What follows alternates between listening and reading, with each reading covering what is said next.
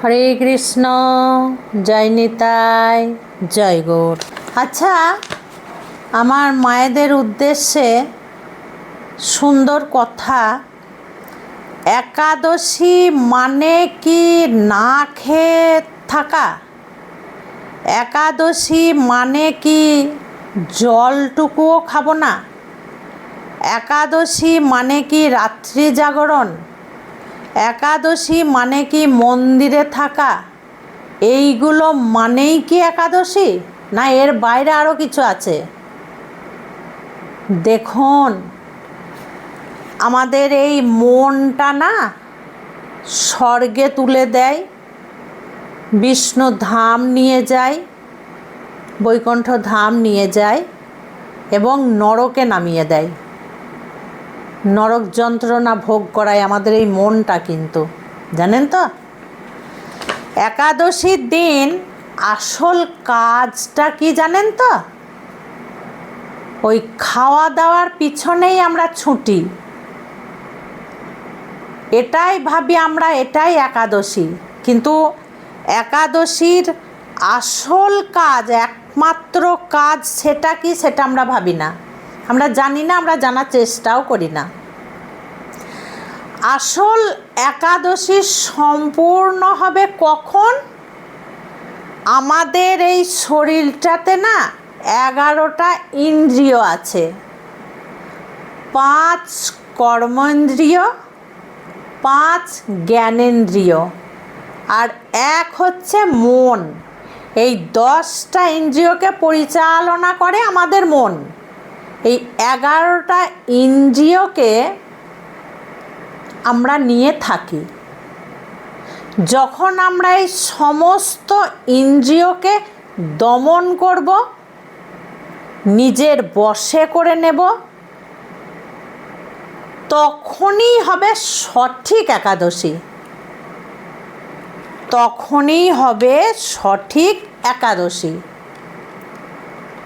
ওই যে জল খেলাম না, জল খেলেই একাদশী ভঙ্গ হয়ে যাবে, এটা একদমই ঠিক নয়। আমি ফল খেয়ে থাকবো, সাবু খাবো না, আমি সবজি খাবো না, একাদশী ভঙ্গ হয়ে যাবে, এটা ঠিক নয়। রাত্রে আমি ঘুমালে একাদশী ভঙ্গ হয়ে যাবে, এটা ঠিক নয়। ঠিক কোনটা? ঠিক হচ্ছে আমাদের ইন্দ্রিয়কে দমন করা, 11টা ইন্দ্রিয়কে দমন করা। কিভাবে? আমাদের 5 জ্ঞানেন্দ্রিয়, তার মধ্যে 1 হচ্ছে চক্ষু।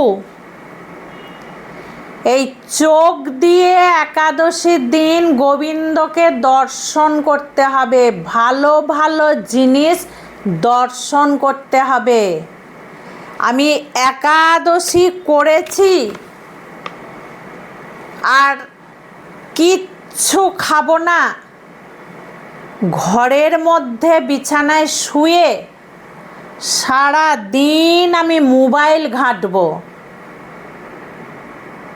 তাহলে চোখে খারাপ কাজ করলো, একাদশী হলো না।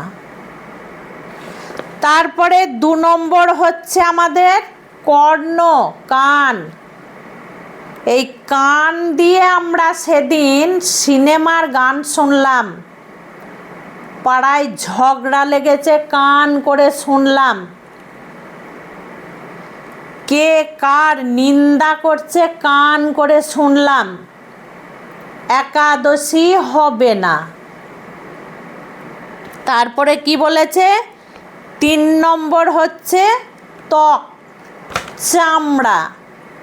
আমরা একাদশীর দিন যত সুখ ভোগ এই চামড়াই করছি, ক্রিম মাখছি, তেল মাখছি, চামড়ায় ব্রাশ ডলছি, পা ঘষছি, ভালো ভালো জিনিস মাখছি, একাদশী হবে না। তারপরে এখানে 4 নম্বর কি বলেছে? নাক, নাসিকা। এই নাক দ্বারা আমরা সেদিন খুব ভালো ভালো গন্ধ শুঁকছি, সেটা রান্নাও হতে পারে, সুন্দর সেন্ট পাউডার তেলও হতে পারে, আমরা সুন্দরভাবে তার ঘ্রাণ নিচ্ছি, মানে গন্ধ নিচ্ছি, একাদশী হবে না। 5 নম্বর কি? 5 নম্বর হচ্ছে আমাদের জিহ্বা, অর্থাৎ জীব। এই জীব দ্বারা আমরা ভালো ভালো খাবার খাচ্ছি, টক, ঝাল, মিষ্টি, এইগুলো আমরা সেদিন টেস্ট করছি। আহা, টেস্ট করে যখনই জিভে ভালো লাগলো, দারুণ দারুণ, একাদশী হবে না। এই দিন শুদ্ধ, সাধারণ, নর্মাল, অনুকল্প মাত্র একটু আহার নিতে হবে। কারণ এই শরীরটাকে ঠিক রাখার জন্য আমাদেরকে জল, শরবত, দই, দুধ, ফল ইত্যাদি সবজি সাবু নিতে হবে। গোবিন্দর নাম করি না, দিন রাত গোবিন্দর নাম করব। এই দিন যত পারি মানুষকে ভালো কথা বলবো, ভালো কথা শুনবো, ভগবানের নাম উচ্চারণ করব, খুব আনন্দে থাকবো, সবকে ভালোবাসবো, সেইটাই হবে সঠিক একাদশী, সেইটাই হবে সঠিক একাদশী। তারপরে হচ্ছে 5টা আমাদের কর্ম ইন্দ্রিয়। পা দ্বারা আমরা কি করব? এই দিন সঠিক জায়গায় যাব, মন্দিরে যাব, ঠাকুর ঘরে ঢুকব, দোতলায় আমার তুলসী মহারানী আছে, সেখানে গিয়ে পরিক্রমা করব, প্রত্যেকটা গাছে জল দেব, খোলা আকাশের নিচে সূর্য নারায়ণকে প্রণাম করব। না ওই যেখানে ঝগড়া লেগেছে দৌড়াতে দৌড়াতে চলে গেলাম পায়ের দ্বারা, হবে না। বোঝাতে পারলাম? পারছি কি বোঝাতে? হবে না। তারপরে কি? হাত। এই হাত দিয়ে সেদিন আমি পশু পাখিকে মারলাম, কুকুরকে লাঠির শাট মারলাম, অন্য কোনো ব্যক্তির জিনিস চুরি করে নিয়ে নিলাম, এই হাত দিয়েই তো করি আমরা। সেদিন আমরা ভালো ভালো বাজার থেকে মাছ, মাংস ইত্যাদি আনলাম, কাটলাম, খেলাম, মানে যাদের উপায় আছে আমি তাদের কথা বলেছি। এই হাত দিয়ে যত খারাপ কাজ করলাম, চুরি করলাম, কাউকে মারলাম, কারোর জিনিস আমি ক্ষতি করে দিলাম এই হাত দ্বারা, হবে না, হবে না। এই হাতে ভালো কাজ করতে হবে। তারপরে কি বলা হয়েছে? এই হাতে সব সময় সেদিন জপ করতে হবে, জপ।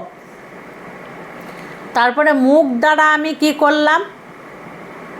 ভালো কথা বললাম, ভগবানের গুণগান গাইলাম,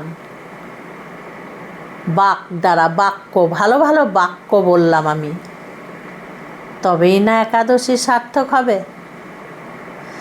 তারপরে বায়ু, বায়ু আমাদের শরীরের নিচের অংশে বায়ু, যা দ্বারা আমাদের শরীরের বর্জ্য পদার্থ বাইরে বার করে দিই, অর্থাৎ মল ত্যাগ করি, মলমূত্র আমরা ত্যাগ করি, খারাপ জিনিস আমরা বাইরে দিই। সেটাতেও কিন্তু পাপ লুকিয়ে আছে, জানেন তো? কি হয় এবার বলি, শুনতে একটু হাসি লাগলেও কথাটা কিন্তু একদমই সত্য। আমার মল করার সময় হয়েছে, আমি মল ত্যাগ করার সময় হয়েছে, আমি মল ত্যাগ করব। এগুলো গ্রামে আছে, শহরে হয়তো হয় না, গ্রামে আছে। কেমন বুদ্ধি দেখুন, আমি তাড়াতাড়ি করে এটা ধুতি লুঙ্গি পরে তাড়াতাড়ি করে এক ছুট মারলাম। তারপরে অন্য এক ব্যক্তির একটা সুন্দর আমের বাগান আছে, কাঁঠালের বাগান আছে, বাঁশ বাগান আছে, সেখানে গিয়ে মলত্যাগ করে দিয়ে পালিয়ে এলাম। তার পাশেই আবার নিজের জমি আছে, নিজেরই বাগান আছে, সেখানে করলো না, অন্য পরের বাগানে গিয়ে মলত্যাগ করে দিয়ে চলে এলো। এটা ঘটেছে মায়েরা, এটা আমাদের চেনার মধ্যেই ঘটেছে। হ্যাঁ, আমাদের চেনার মধ্যেই ঘটেছে। ব্যাস, আমি মলত্যাগ করে দিয়ে চলে এলাম। তাহলে হলো কি না পাপ? বায়ু দ্বারাও পাপ হলো কি না? তারপরে কি বলা হয়েছে? 5 নম্বর, উপস্থ বা লিঙ্গ, মেয়েদের যোনি বা পুরুষ মানুষের লিঙ্গ। এই দিন এটারও ধর্ম আছে। এটা দিয়েও সৎ কর্ম করতে হবে। সৎ কর্ম বলতে অবৈধ মেলামেশা, অবৈধ মেলামেশা বা যে কোনো ব্রত করে পশুর মতো কাজ করা। পশুদের যেমন কোনো টাইম নেই, বার ব্রত নেই, সময় নেই, যখন তখন তারা মিলিত হয়, ঠিক মানুষের ক্ষেত্রেও এই ইন্দ্রিয়গুলিকে দিয়ে বোঝানো হয়েছে। কি বোঝাতে পারলাম? আমার মায়েদেরকে, আমার বাবাদেরকে, আমার সন্তানদেরকে বোঝাতে পারলাম কি?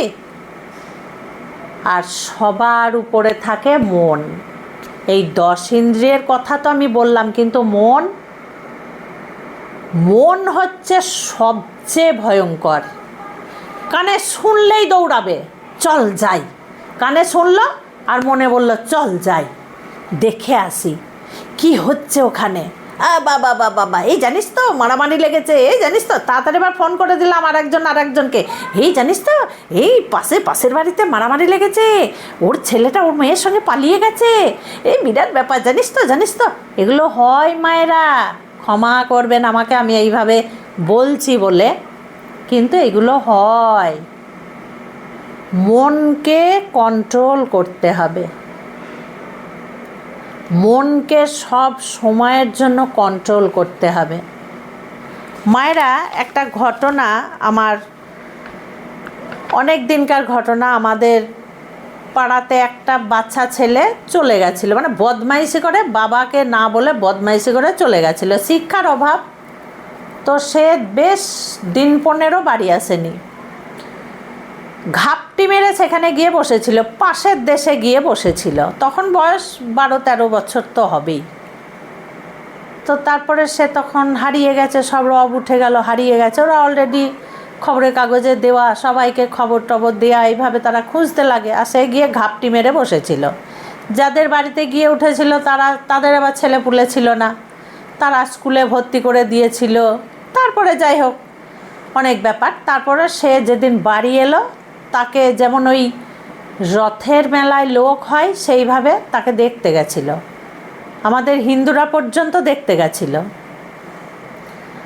তারপরে আমাকেই আমার পাশের বাড়ির একজন ডাকতে এসছে, ছুটতে এসছে, মনে হচ্ছে তার যেন কি বিভৎস একটা কি বলবো বিপদ হয়েছে, আমাকে ডাকতে এসছে। যে তাড়াতাড়ি চলো। কোথায় যাব? বলছে যে ছেলেটা হারিয়ে গেছিলো সে এসছে, বাড়ি এসছে, খুঁজে পেয়েছে।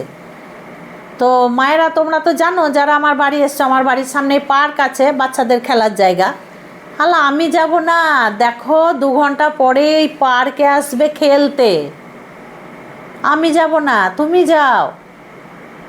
তার মুখটা তখন এইটুকু হয়ে গেল লজ্জায়। আমি বুঝতে পারলাম না, ওই বলছে সবাই, তাই আমি যাব না বলে সে চলে গেল। একদম যা বলেছে তাই। বিকেল 4টের সময় পার্কের মাথায় উঠে দাঁড়িয়ে আছে। আমি বাইরে বেরিয়েই দেখছি ওই ছেলেটা দাঁড়িয়ে। সঙ্গে ওই বউটাকে তখন আমি বললাম, এই দেখো দাঁড়িয়ে, দেখেছো আমি বলেছিলাম তোমাকে পার্কে আসবে, এই দেখো দাঁড়িয়ে। তখন সেই ছেলেটাকে জিজ্ঞেস করলাম, কী রে তুই কোথায় গেছিলি, কেন তুই চলে গেছিলি কেন? আমি আব্বার উপর রাগ করে চলে গেছিলাম। আচ্ছা। মায়েরা, এইগুলো কখনো করবে না। এই কথাগুলো বলার অর্থই তোমাদেরকে, তোমরা যেন এগুলো করবে না। একাদশীর দিন একাদশীর মতো একাদশী করতে হবে। আমার এই সর্বাঙ্গের দ্বারা যেন কোনো পাপ কাজ না হয়, কোনো ব্যক্তির যেন কোনোভাবে ক্ষতি না হয়। আমার এই 11 ইন্দ্রিয়কে বশ করে রাখব। ভগবান গোবিন্দ ভীষণ খুশি হবেন। এই একাদশী করলাম, অথচ আমার এই 11টা ইন্দ্রিয়র দ্বারা যত রকম খারাপ কাজ করলাম, আর আমি নির্জলা থাকলাম, আমি না খেয়ে পড়ে থাকলাম, আমি ফল খেলাম, আমি রাত্রি জাগরণ করলাম, আমি সারা রাত্রির মন্দিরে মালা জপ, হবে না। এইভাবে একাদশী ব্রত হয় না মায়েরা।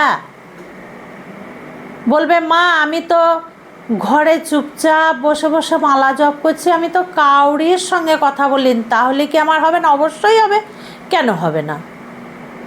দেখো তোমার সেই দিন যেন এই মনে যেন কোনো খারাপ চিন্তা না আসে।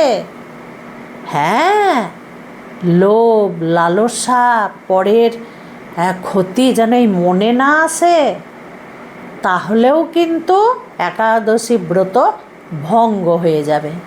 তুমি মালা জপ করছো, অথচ তোমার যে শত্রু হয়তো তার কথা তোমার মনে পড়ে গেল, তার প্রতি তোমার হিংসা হলো বা রাগ হলো বা তোমার খারাপ উদ্দেশ্য জন্মালো, তাতেও পাপ হয়ে যাবে। তুমি না বেরোলেও মনের দ্বারাও পাপ হয়ে যাবে। ভগবান শ্রীকৃষ্ণ অর্জুনকে বলছেন, অর্জুন বলছেন মাধব, ওই ঘোড়াটাকে তো তুমি বশ মানিয়ে ফেলেছো, তো তোমার বশে এসে গেছে, তবু কেন ওকে তুমি বেঁধে রাখছো? ভগবান তখন বলছেন, অর্জুন ও কিন্তু লাগাম ছাড়া ঘোড়া। হ্যাঁ, ও লাগাম ছাড়া ঘোড়া, ওকে ছোটোর থেকে পোষ মানানো হয়নি। লাগাম ছাড়া ঘোড়া সুযোগ পেলেই ছুটে যাবে, তার জন্য ওকে দড়ি দিয়ে বেঁধে রাখা। আমাদের মনটা কিন্তু ওই লাগাম ছাড়া, সুযোগ পেলেই খারাপ চিন্তা সে ভাবতে শুরু করে দেবে। বেশি কথা বলা হয়ে যাচ্ছে না মায়েদের কাছে? যাই হোক, আমার সন্তানদেরকে রক্ষা করার দায়িত্ব তো আমার, যার জন্য আমি এই ভিডিওগুলো করে তোমাদেরকে জানাই। খুব ভালো থাকবে, সুস্থ থাকবে, এইভাবে প্রত্যেকটা ভিডিও দেখতে থাকবে। আজকে আসছি। হরে কৃষ্ণ, জয় নিতাই, জয় গৌর।